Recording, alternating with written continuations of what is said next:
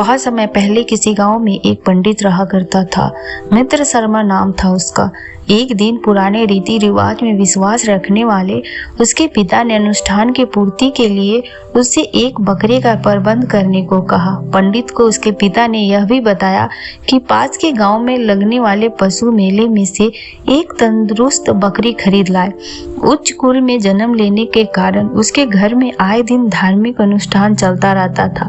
आसपास के गांव में भी कर्मकांड संपन्न कराने के लिए आवाजाही लगी रहती थी। तब पशु मेले में जाकर पंडित ने एक मोटे ताजी बकरी खरीदी और घर की ओर लौट चला। 3 ठग भी उस मेले में घूम रहे थे। शिकार की तलाश में जब उन्होंने पंडित को बकरी खरीद कर लौटते देखा तो ठग विद्या के जरिए उस बकरी को हथियाने की योजना बना ली। तीनों ठगों ने आपस में मंत्रणा की और तीनों अलग अलग जाकर उस रास्ते पर अलग अलग ही जगह छिप गए जहां से पंडित को घर जाना था। हर कीमत में वो बकरे को हथियाना चाहते थे। जब पंडित एक सुनसान स्थान से गुजर रहा था तो एक ठग सामने आकर बोला, महाराज ये क्या अनर्थ कर रहे हैं? आप जैसा धार्मिक व्यक्ति कंधे पर यह कुत्ता क्यों उठाए हैं? उस ठग का आश्चर्य मिश्रित स्वर सुनकर कंधे पर बकरी लादे चला जा रहा पंडित चौंक पड़ा। वो तेज स्वर में बोला, अंधे हो क्या? दिखाई नहीं देता कि यह कुत्ता नहीं बकरी है? मूर्ख कहीं का। क्षमा करे पंडित जी, मैंने तो जो देखा सो कह दिया। मुझे दुख है कि आपको मेरी बात पर न जाने क्यों विश्वास नहीं हो रहा। अब आपको जो ठीक लगे, मुझे क्या फर्क पड़ता, कहकर वह ठग वहां से चला भी। पंडित कुछ ही आगे चला था कि झाड़ियों के पीछे छिपा दूसरा ठग सामने आकर बोला, अरे अरे पंडित जी, यह मरा हुआ बछड़ा कंधे पर लादे कहाँ जा रहे हो? आप तो योग्य है, विद्वान हो, ऐसा अशुभ कार्य आपको शोभा नहीं देता क्या? पंडित जोर से चिल्लाया, इतनी बड़ी जीवित बकरी तुम्हें मरा हुआ बछड़ा दिख रहा है? पागल हो तुम शायद। महाराज, दूसरा ठग बोला, आप शायद भूल रहे हैं, या तो आप किसी ऐसी जगह से आए हैं जहां बकरियां नहीं होती, या फिर आप जानबूझकर ऐसा कर रहे हैं। मैंने तो वही कहा जो मैंने देखा, बाकी आपकी मर्जी, कहकर हंसता हुआ दूसरा ठग भी वहां से चला गया। पंडित अपने राह पर चला। अभी वह थोड़ी ही दूर चला था कि सामने से तीसरा ठग आ गया और उसने देखकर हंसने लगा। पंडित जी अपने कंधे पर इस गधे को लादकर कहाँ जा रहे हैं? क्यों हंसी का पात्र बना रहे हैं स्वयं को? कहकर वह ठग जोर जोर से हंसने लगा। तीसरे ठग के ये शब्द सुन पंडित चिंता में डूबा और सोचने लगा, क्या मेरे कंधे पर बकरी नहीं लदी है? कहीं कोई भूत तो नहीं? यहाँ भांति भांति के विचार सामने मन में उठने लगे। पंडित वास्तव में डर गया था। उसे विश्वास हो चला था कि उसके कंधे पर कोई भूत लद गया है, जो पहले बकरी से कुत्ता बना, फिर कुत्ते से मरा हुआ बछड़ा और अब फिर गधे में बदल दिया। यह सब सोचकर पंडित इतना भयभीत हुआ कि कंधे पर लादी बकरी को वहीं फिर घर की ओर भाग टूटा। तब तीनों ठगों ने बकरी कब्जा कर ली। उनकी योजना सफल हो गई थी। इस कहानी से हमें यही सीख मिलती है कि परिस्थितियां कैसी भी हो, विवेक का साथ नहीं छोड़ना चाहिए। एक बार की बात है, एक परिवार के मुखिया को यह अभिमान हो गया कि उसके बिना परिवार का गुजारा नहीं हो सकता, क्योंकि घर में वही अकेला इंसान था जो कमाता था। एक दिन गांव में एक महात्मा आए। वो आदमी भी महात्मा की बातों को सुनने के लिए चल गया। वह महात्मा सभी को बता रहे थे, इस दुनिया में किसी के बिना किसी का काम नहीं रुकता, लेकिन फिर भी कुछ लोग अभिमान करते हैं कि उनके बिना उनका परिवार और समाज रुक जाएगा। भगवान सभी को उनके भाग्य के अनुसार देते हैं। महात्मा की बात खत्म होने के बाद सभी लोग वहां से चले गए। वो आदमी महात्मा के पास जाकर बोला, मैं अपने घर में अकेला कमाने वाला हूँ। मैं जो कमा कर लाता हूँ उसी से मेरे परिवार का गुजारा होता है। अगर मैं ही नहीं रहूँगा तो मेरा घर कैसे चलेगा? महात्मा ने कहा, तुम गलत सोचते हो। इस दुनिया में मौजूद हर इंसान को उसके भाग्य के अनुसार ही मिलता है। यह सुनकर वह आदमी बोला, मैं इस बात को नहीं मानता। उस महात्मा ने कहा, तुम ऐसा करो, बिना किसी को बताए कुछ दिन के लिए गायब हो जाओ, फिर तुम अपने आप को ही देख लेना कि तुम्हारे बिना कोई काम रुकता है या नहीं। उस आदमी ने ऐसा ही किया और वह कुछ दिनों के लिए शहर चला गया। जाने के बाद उस महात्मा ने गांव में बात फैला दी कि उस आदमी को शेर ने अपना शिकार बना लिया। अब पूरे गांव में यह बात फैल गई तो उस परिवार की मदद के लिए गांव के लोग आगे आए। उस आदमी का एक बेटा था जिसे एक सेठ ने अपने यहाँ नौकरी पर रख लिया। उसकी एक बेटी भी थी।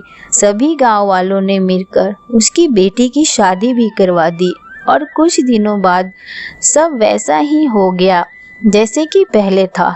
एक दिन रात को चुपके से वह व्यक्ति अपने घर पहुंचा। उसने देखा कि सब लोग बहुत ही खुश थे और सुखी जीवन जी रहे थे।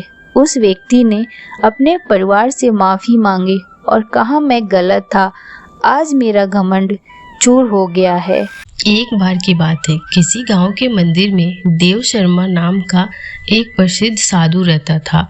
गांव में सभी लोग उनका सम्मान करते थे। उसे अपने भक्तों से दान में तरह तरह के वस्त्र, उपहार, खाद्य सामग्री और पैसे मिलते थे। उन वस्त्रों को बेचकर साधु ने काफी धन जमा कर लिया था। साधु कभी किसी पर विश्वास नहीं करता था और हमेशा अपने धन की सुरक्षा के लिए चिंतित रहता था। वो अपने धन को एक पोटली में रखता था और उसे हमेशा अपने साथ लेकर ही चलता था। उसी गांव में एक ठग रहता था। बहुत दिनों से उसकी नज़र साधु के धन पर थी। ठग हमेशा साधु का पीछा किया करता था, लेकिन साधु उस गठरी को कभी अपने से अलग नहीं होने देता। आखिरकार उस ठग ने एक छात्र का वेश धारण कर उस साधु के पास गया। उसने साधु से मित्रता की और उसे अपना शिष्य बना लेने के लिए कहा, क्योंकि वह ज्ञान प्राप्त करना चाहता था। साधु तैयार हो गया और इस तरह वह ठग साधु के साथ ही मंदिर में रहने लगा। ठग मंदिर की साफ सफाई से लेकर अन्य सभी कार्य भी करता था और ठग ने साधु की खूब सेवा की और जल्द ही उसका विश्वास पात्र बन गया। एक दिन साधु को पास के गांव में एक अनुष्ठान के लिए आमंत्रित किया गया। साधु ने वह आमंत्रण स्वीकार किया और निश्चित दिन साधु अपने शिष्य के साथ अनुष्ठान में भाग लेने के लिए निकल पड़ा। रास्ते में एक नदी पड़ी और साधु ने स्नान करने की इच्छा व्यक्त की। उसने पैसों की गठरी को एक कंबल के भीतर रखा और उसे नदी के किनारे रख दिया। उसने ठग से सामान की रखवाली करने के कहा और खुद नहाने चला गया। ठग को तो कब से इसी पल का इंतजार था। जैसे ही साधु नदी में डुबकी लगाया, वह रुपए की गठरी लेकर चपत हो गया। इस कहानी से यही सीख मिलती है कि हमें कभी किसी अजनबी की चिकनी चुपड़ी बातों में आकर उस पर विश्वास नहीं करना चाहिए। बहुत पुरानी बात है। एक गांव में 4 मित्र रहा करते थे। उनमें से 3 काफी पढ़े लिखे लेकिन दुनियादारी के ज्ञान से शून्य थे। चौथा मित्र पढ़ा लिखा तो अधिक नहीं था, लेकिन दिमाग का इस्तेमाल करना बखूबी जानता था। उसे भले बुरे की अच्छी समझ थी और काफी हद तक व्यवहारिक भी था। उन चारों को ऐसा लगता था कि गांव में रहकर वे कभी भी धनवान नहीं बन सकते। तब तीनों पढ़े लिखे मित्रों ने तय किया कि किसी दूसरे नगर में जाकर भाग्य आजमाया जाए।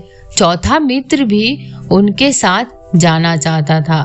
पहले तो तीनों मित्र राजी नहीं हुए, फिर यह सोचकर कि हमारा बचपन का मित्र है, उसे साथ ले चलने को तैयार हो गए। शीघ्र ही चारों मित्र लंबी यात्रा पर निकल पड़े। एक नगर से दूसरे नगर घूमते रहे कि कुछ धन इकट्ठा कर सके। अपनी यात्रा के दौरान एक बार वो घने जंगल से गुजर रहे थे, तभी अचानक उन्होंने एक पेड़ के नीचे हड्डियों का ढेर पड़ा देखा। तीनों पढ़े लिखे एवं योग्य मित्रों ने सिद्धियां भी प्राप्त कर ली थी। उन्होंने इसे अच्छा मौका जानकर सिद्धियों को परखने का निश्चय किया। एक मित्र ने गौर से उन हड्डियों का मुआयना किया और बोला, यह अच्छा अवसर है जब हम अपनी योग्यता को परख कर सकते हैं। यह शेर की हड्डियां है, चलो शेर को जिंदा करते हैं। यह कहकर उसने सभी हड्डियों को एकत्र कर शेर का आकार दिया और कुछ मंत्र बुदबुदाने लगा।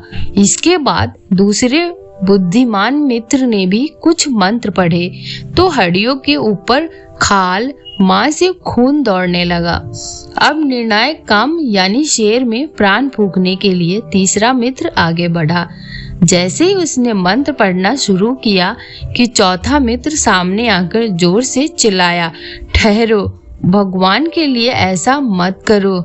इस खतरनाक जीव में प्राण फूंकना हमारे लिए जानलेवा भी सिद्ध हो सकता है। दरअसल तीनों पढ़े लिखे मित्रों को अपनी योग्यता पर बेहद अहंकार हो चला था। चौथे मित्र की बात पर कान देना उन्हें अपना अपमान प्रतीत होता था। चुप रह मूर्ख, तीनों कथित बुद्धिमान मित्रों ने चौथे को डांट डपट कर चुप कराते हुए कहा, तुम क्या जानो ज्ञान योग्यता किसे कहते हैं? तुम अपना मुंह बंद ही रखो तो अच्छा है। अच्छा जरा रुको, चौथे मित्र ने कहा और झटपट पास के एक वृक्ष पर चढ़ गया। उसे ऐसा करते देख तीनों मित्र जोर से हंसे और मृत शेर के शरीर में प्राण फूंक दिए। जैसे ही शेर को जीवन मिला, वह भीषण रूप से दहाड़ता हुआ तीनों मित्रों पर झपटा और देखते ही देखते उनका काम तमाम कर दिया। थोड़ी देर बाद शेर उन्हें चटकर घने जंगल में लुप्त हो चुका था। इस कहानी से हमें यही सीख मिलती है कि व्यवहारिकता नहीं तो कोई भी ज्ञान अधूरा है। एक बुढ़िया माई थी। वह व्रत नियम बहुत रखती थी। एक दिन भगवान के घर से यमदूत लेने आए। बुढ़िया माई यमदूत के साथ चली गई। आगे गहरी नदी बह रही थी। बुढ़िया माई डूबने लगी। तब यमदूत ने पूछा, माई गाय दी हुई है क्या?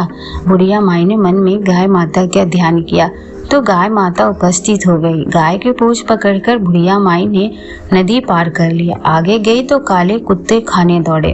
तब यमदूत ने पूछा, कुत्ते को रोटी दी है क्या? बुढ़िया माई ने मन में कुत्ते का ध्यान किया तो कुत्ते चले गए। आगे चली तो कौवे बुढ़िया माई को चोंच मारने लगे। तब यमदूत ने कहा, ब्राह्मण की बेटी को सिर में तेल लगाने को दिया है या नहीं? बुढ़िया माई ने ब्राह्मण की बेटी को याद किया तो कौवे ने चोंच मारना छोड़ दिया। आगे गई तो पैरों में कांटा चुभने लगे। यमदूत ने कहा, चप्पल दान किया है क्या? बुढ़िया माई ने याद किया तो चप्पल पैरों में आ गई। आगे चली तो चित्रगुप्त जी ने यमदूत से पूछा, आप किसको ले आए हो? यमदूत ने कहा, बुढ़िया माई ने बहुत दान पुण्य किए हैं लेकिन धर्मराज जी का कुछ नहीं किया, इसीलिए आगे के द्वार बंद है। तब बुढ़िया माई ने विनती की कि मुझे 7 दिनों के लिए धरती पर जाने दो। मैं इन 7 दिनों में धर्मराज की कहानी सुनकर उद्यापन कर वापस आ जाऊंगी। धर्मराज जी ने उसके प्राण लौटा दिए। धरती पर बुढ़िया माई के शरीर में जान वापस आ गई। सभी लोग बुढ़िया माई को जीवित देखकर भूतनी भूतनी चिल्लाकर भाग खड़े हुए। बुढ़िया माई अपने घर आई। बड़े बेटे बहू से कहा, मैं भूतनी नहीं हूँ, मैं तो धर्मराज के कहे अनुसार वापस आई हूँ। मैं प्रत्येक दिन धर्मराज की कहानी सुनकर उसका उद्यापन करके वापस परलोक चली जाऊंगी। यह सुनकर बेटे बहू ने पूजा की सभी सामग्री ला दी, लेकिन कहानी के समय हुकारा नहीं भरा। तब बुढ़िया माई पड़ोसन के पास गई। पड़ोसन ने कहानी सुनी और हुकारा भी भरा।